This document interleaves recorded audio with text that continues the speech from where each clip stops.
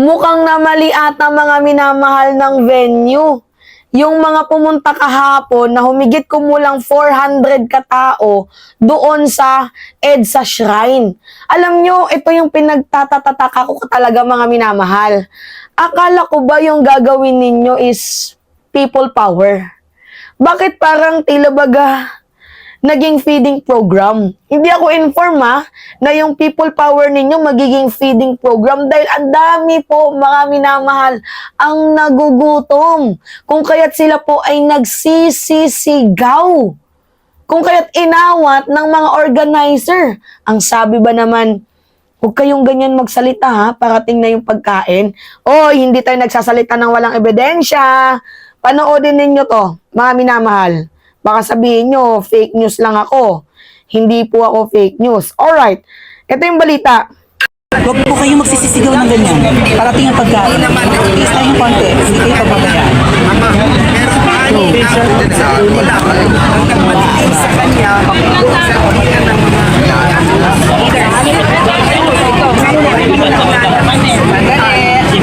Alam niyo bang tutuntukan kayo? Lumalapit lang ako dito sa kanila. Kung hindi, bigyan lang kasi mapuntahin nyo dyan para mabigyan kayo. Hindi ka lang bigyan nyo. Pakiusap lang po, ang mga leaders meron pong 1-inch black ribbon. Kung wala po kayong black 1-inch na ribbon, tabi na po kayo. Hayaan nyo po yung leader ang kumuha ng parte nyo. What? ikaw lang mag-isa. Apo, nagkakaintindihan po ha, meron po na bibigay, pero wag sanang pagkaguluhan. Kuya, bawal daw. Kumanap ka ng lugar, susundan kita. Ito na lang oh. Ninyo? Hayaan nyo po yung mga leaders ninyo ang umuha. So, ibig sabihin, yung mga tao dyan, hinakot ninyo.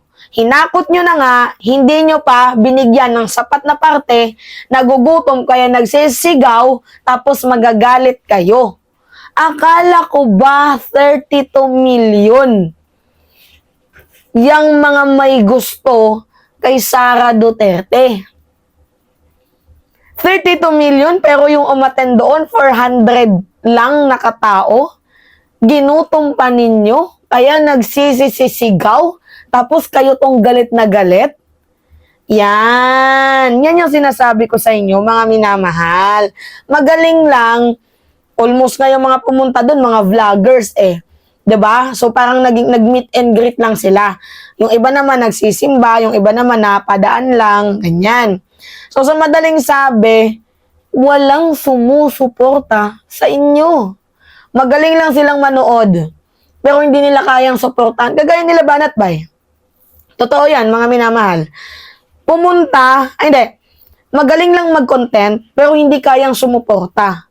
Alam nyo, nung nagkaroon ng runs, tawag dito, Sara Resign Rally, nung nalaman ko yon, totoo mga minamahal, nalaman ko na nagkaroon kasi nag-announce yung isang babae na meron daw pong magaganap na rally. So bilang suporta sa ating presidente dahil katanggal-tanggal naman yung kanyang ginawa, 'di ba? Buti na nga lang nag-resign after 1 month. Nag-rally kami May 17. Nag-resign siya sa DepEd June 19. So sa madaling sabi, success pa din kami. Kahit konti lang kami doon, at least lahat kami totoo, hindi nag-aagawan sa pagkain. Dahil lahat na pumunta doon, meron pong mga dalang pagkain, kanya-kanya kami. Hindi kami yung hakot lang, may hinakot, tapos pag nagutom doon, magsisisigaw. Hindi kami ganon. Kaya sabi ko, nung nakita ko tong video na to, ano ba naman yan? Mostly na mga nauto talaga, mahihirap, no? Habang yung ibang mga politikong pinaglalaban ninyo, ang sarap ng kain sa Starbucks, ang sarap ng kain sa mamahaling restaurant, pabalik-balik yung flight, Davao to Manila. Tapos yung mga supporters, sinahayaan nilang magkagutom-gutom na sinusuportahan sila. 'Di ba? Imagine nyo na lang yan, mga minamahal. Tapos mayroon pang balita ngayon. Ito panoodin natin. Kasi ang sabi dito sa Super Radio DZBB, ang mga taga-suporta na 400, naging 100 na lang. O, baka naman magalit kayo sa nagbalita, ha? Tingnan nyo. Nabawasan na ngayon na igan itong mga taga-suporta ng pamilya Duterte na nandito ngayon sa likod ng EDSA Shrine.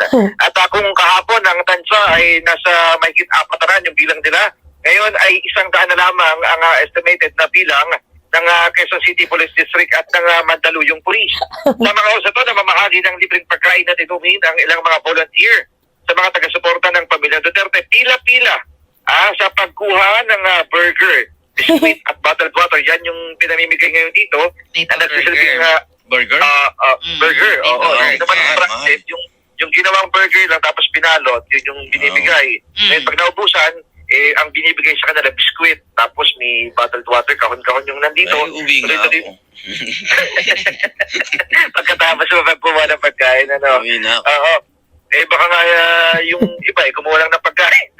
Sa ngayon, nasa labas ng Shrine of Mary, Queen of Peace, ang ilan sa kanila na nakapayong bilang pananggalang sa init ng araw at nakaupo sa gilid.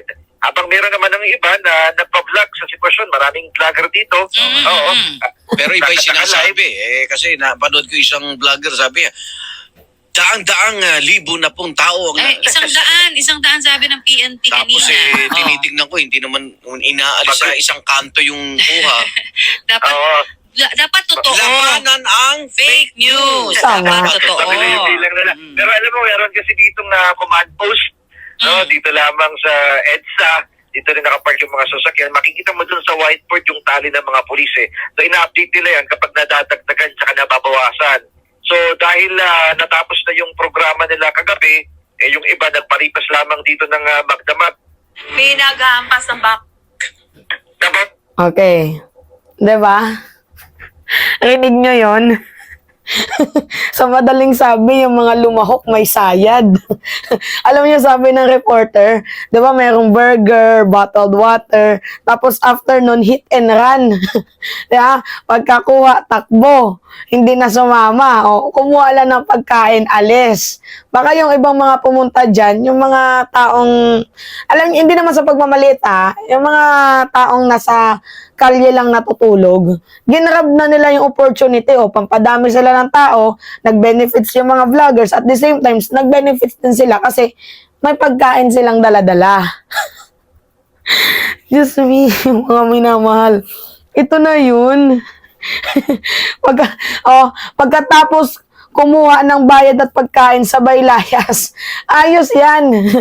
Good job yan, no? Yung mga pumunta dyan. Walang loyalty nga sa inyo. Ang loyalty nasa pagkain at nasa bayad ninyo. Diba? Actually, tawang-tawa ko nung napanood ko itong mga minamahal. Binalita pa talaga mismo.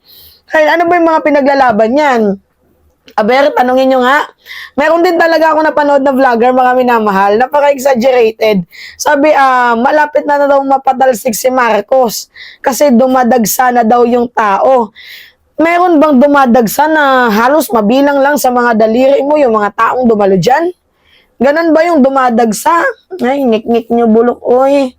Ano ba naman yung mga katarantaduan? Ang tanong dyan, ano yung pinaglalaban nila? Kasi mostly ng mga nandyan, pinahawak lang ninyo ng placards, tapos ginawa niyong props, okay na. May saya din, no? Niyo naman. Okay, yan. O, at least okay na yun, may panchibog yung mga taong pumunta doon. O, may pang chicha na sila. Hindi sila nagutom, hit and run nga lang yung nangyari. At the end of the day, kawawa yung nag-sponsor dyan. Kasi hindi naman pala sumuporta, kumuha lang ng pagkain tapos umalis. Diba?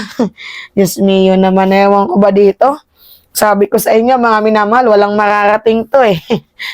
Walang mararating talaga ang kanilang rally. Kaya si Digong nananawagan na ngayon sa AFP.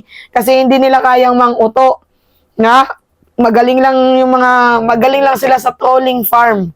Pero hindi nila kayang suportahan yung kanilang mga iniidolo. Kaya, sabi pa nga ng isang bugaw, OFW, kung kaya nyo umuwi kayo para suportahan ng ating gobyerno.